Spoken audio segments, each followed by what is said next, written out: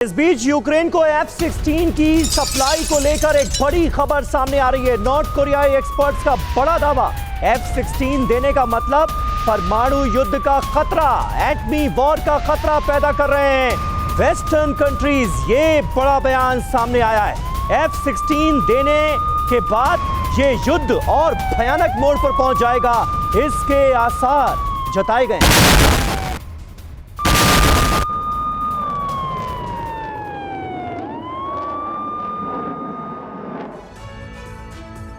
तो देखिए, यूक्रेन को अगर F-16 मिलता है तो इसका मतलब क्या वाकई परमाणु युद्ध होगा।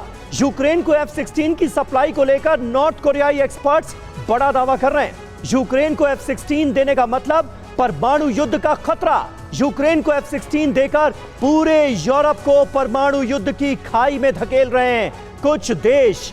इशारा है पश्चिमी देशों की तरफ। यूक्रेन को घातक हथियार देकर सिर्फ और सिर्फ उकसाया जा रहा है वेस्टर्न कंट्रीज की तरफ से। ये मान रहे हैं एक्सपर्ट्स, घातक हथियार देकर संघर्ष के शांतिपूर्ण समाधान को रोक रहे हैं पश्चिमी देश। नीदरलैंड, पोलैंड और नॉर्वे ने यूक्रेन को F-16 देने का दरअसल ऐलान किया है और उसके बाद नॉर्थ कोरियाई एक्सपर्ट्स की ये टिप्पणी अपने आप में बहुत अहम है।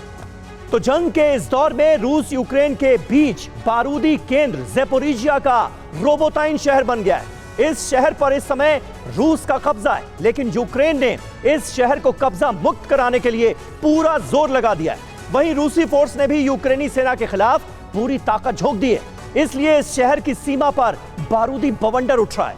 लेकिन सवाल यह है कि रोबोटाइन आखिर इतना अहम क्यों हो गया? इस शहर पर कब्जे की जंग इतनी भयंकर कैसे हो गई? जवाब इस रिपोर्ट में।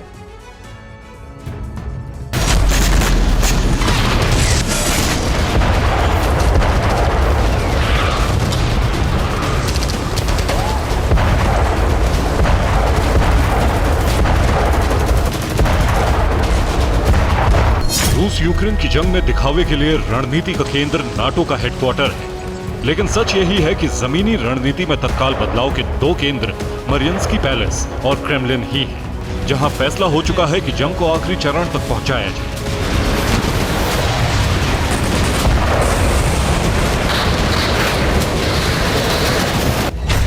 जिसके लिए संघर्ष का मैदान चुना गया है रोबोटाइन शहर।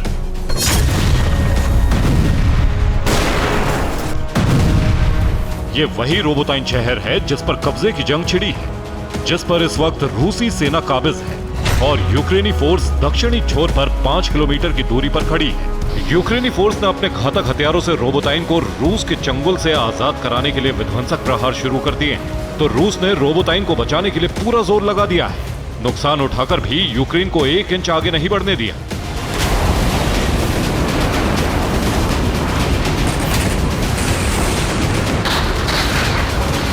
ये तस्वीरें रोबोटाइन शहर के आसपास की हैं, जिनके जरिए जंग के इस मैदान का अनुमान लगाया जा सकता है।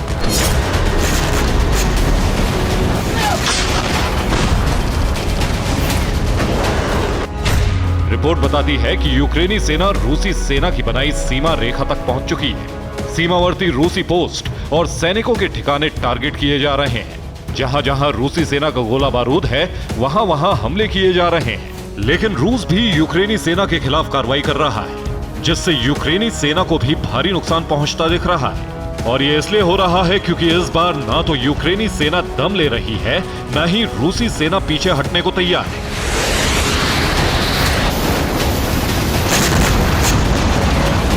रोबोटाइन की जंग को लेकर रूस ने बड़ा दावा किया है। रूस का कहना यह है कि यूक्रेन यहां तेजी से आगे बढ़ रहा है, लेकिन नुकसान भी उसी को हो रहा है। यहां यूक्रेन भारी हथियारों का इस्तेमाल कर रहा है।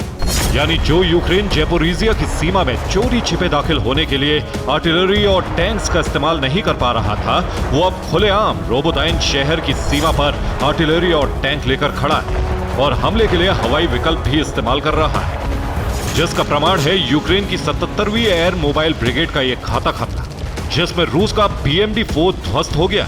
दावे के तहत यूक्रेन ने यह अटैक कामिकाजी ड्रोन से किया था और रूस का इन्फेंट्री फाइटिंग व्हीकल तबाह हो गया। ठीक ऐसा ही हमला सैनिकों को लाने ले जाने वाले एक रूसी ट्रक पर किया गया है। इस हमले में यूक्रेन के FPV ड्रोन का इस्तेमाल किया गया है। लेकिन जिस तरह का यह हमला दिख रहा है, उससे यूक्रेन की रोबोटाइन को हथियाने की इच्छा का अनुमान लगाया जा सकता है।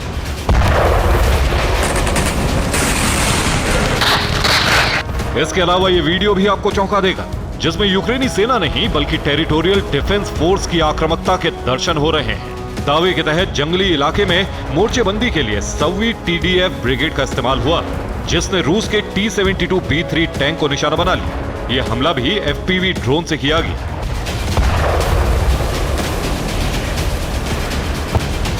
अब इस तस्वीर को देखिए, जिसमें रोबोटाइन के अंदर यूक्रेन के एक Mi-24 हेलीकॉप्टर ने रूसी सेना पर कहर बरपाने की कोशिश की। दावा है कि हमला गन से किया गया, इसलिए बहुत ज्यादा नुकसान नहीं हुआ।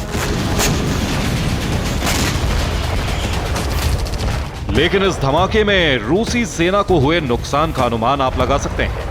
दावा है कि सीमावर्ती क्षेत्र में जहां यह हमला हुआ, वहां रूसी हथियार और गोला बारूद रखा गया था, जो नष्ट कर दिया गया।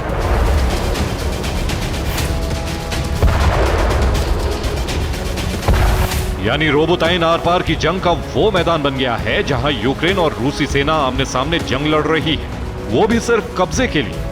यूक्रेनी फोर्स रूस के कब्जे में आए दक्षिणी हिस्से को निशाना बना रही है, जबकि रूसी फोर्स किसी भी कीमत पर इस हिस्से में यूक्रेनी फोर्स को घुसने नहीं देना चाहती। इसलिए जवाब भी यूक्रेन के अंदाज में ही दिया जा रहा है। और प्रमाण है ये वीडियो, जिसमें रूस ने रोबोटाइन में संघर्ष के लिए आगे बढ़ रहे यूक्रेन के 9 सैन्य वाहनों को तबाह कर दिया। यानी रूस के निशाने पर हर वो रास्ते हैं जो रोबोटाइन के अंदर दाखिल होने के लिए बनाए गए हैं।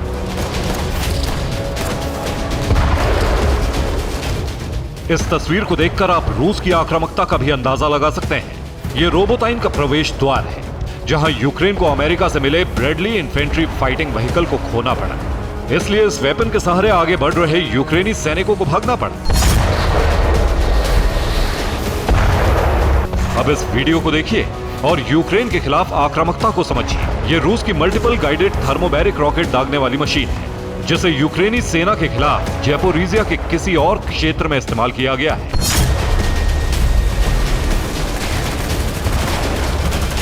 यानी पिछले 3 महीने से जिस रोबोटाइन में रूस ने बारूदी बारिश की है, जिससे हजारों लोगों पर असर पड़ा है, उस रोबोटाइन को हासिल करने के लिए यूक्रेनी सेना आगे बढ़ रही है, लेकिन रूस उसे कामयाब नहीं होने दे रहा है। यूक्रेन के लिए रूसी कब्जे से अपनी जमीन मुक्त कराने का संघर्ष लगातार जारी है, लेकिन सवाल रोबोटाइन पर है, आखिर इस शहर में ऐसा क्या है जो जंग इस क्षेत्र में सिमट गई? जवाब क्षमता के प्रदर्शन तक सीमित नहीं है, बल्कि रोबोटाइन एक ऐसा शहर है जो रणनीतिक रूप से बेहद अहम है। रूस के खिलाफ डोनेस्क या ज़ैपोरिज़िया में दाखिल होने के नजरिए से नहीं, बल्कि नाटो के दिए टारगेट को पूरा करने के मोर्चे पर।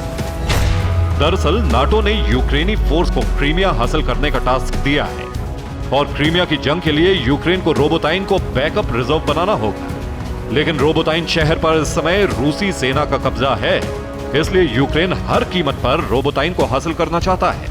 लेकिन रूस किसी भी कीमत पर रोबोटाइन को हाथ से नहीं जाने देना चाहता है। यही वजह है कि संघर्ष बेहद आक्रामक अंदाज में छिड़ गया है।